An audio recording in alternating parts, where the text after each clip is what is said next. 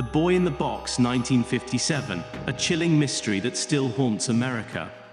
On February 25, 1957, a young boy's lifeless body was discovered inside a cardboard box in a wooded area of Philadelphia, Pennsylvania. The case, often referred to as the Boy in the Box or America's Unknown Child, remains one of the most haunting and baffling unsolved mysteries in US history. Decades have passed, theories have emerged, but justice remains elusive. Who was this child? How did he end up abandoned in such a tragic state? And why has no one ever come forward with answers? The discovery of the Boy in the Box. February 25, 1957, a disturbing find. A college student named Frederick Benonis, who was checking his muskrat traps in the Fox Chase neighborhood of Philadelphia, stumbled upon a shocking sight: a cardboard box, once used to hold a JC penny bassinet, discarded in a wooded area. Inside was the body of a young boy, estimated to be between 3 and 7 years old. Description of the victim: age between 3 and 7 years old, height approximately 3 feet 6 inches, weight around 30 pounds, hair light brown, crudely cut possibly after death, eyes blue, appearance malnourished and emaciated with visible bruises across his body. Wrapping: wrapped in a cheap flannel blanket with a plaid design. Box: a large cardboard box from JC Penny, originally containing a bassinet. Investigators were immediately disturbed by the sight. The boy's body showed clear signs of prolonged abuse, yet there was no definitive cause of death. The autopsy report: how did he die? The medical examiner ruled the cause of death as blunt force trauma to the head, though other injuries suggested long-term mistreatment. The boy's body showed multiple scars, possibly from past surgical procedures, including a healed L-shaped scar under his chin and a scar on his ankle and groin area, possibly from medical treatments. His fingernails had been carefully trimmed, but his skin was wrinkled as if he had been submerged in water before his death. One of the most disturbing details was that his stomach was empty, indicating starvation or severe neglect before his passing. However, his intestines contained remnants of baked beans, suggesting he had been fed shortly before he died. Early investigation and key clues. Philadelphia police launched an extensive investigation, yet the case quickly became a frustrating puzzle. Some key details emerged. 1.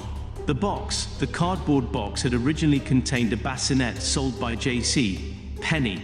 Investigators traced it to a batch shipped to 12 different locations, but no significant leads emerged. 2. The blanket, the flannel blanket wrapped around the boy, was mass-produced, making it nearly impossible to trace. 3. The haircut, the boy's hair had been haphazardly cut, with clumps of hair found on his body, suggesting it was done shortly before or after his death. 4.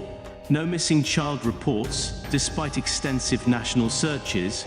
No missing child matching his description had been reported. This raised the chilling possibility that he had been kept hidden throughout his life. Theories and suspects. 1. The foster home theory.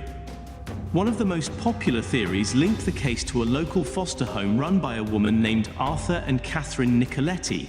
The foster home was located just 1.5 miles from where the body was found. A psychic had even directed police to this home, claiming they would find the answers there. A woman who lived in the area claimed she saw the same type of bassinet that originally came in the box. Investigators found similarities between the blankets used at the home and the one the boy was wrapped in. However, no concrete evidence was found linking the foster home to the crime. 2. The M theory, a confession from a woman named Martha. In 2002, a woman identified only as Martha, later revealed as Mary, came forward with a disturbing story. She claimed her abusive mother had purchased the boy from his birth parents in 1954 and kept him in captivity for years. According to Martha, the boy had been subjected to extreme physical abuse and neglect.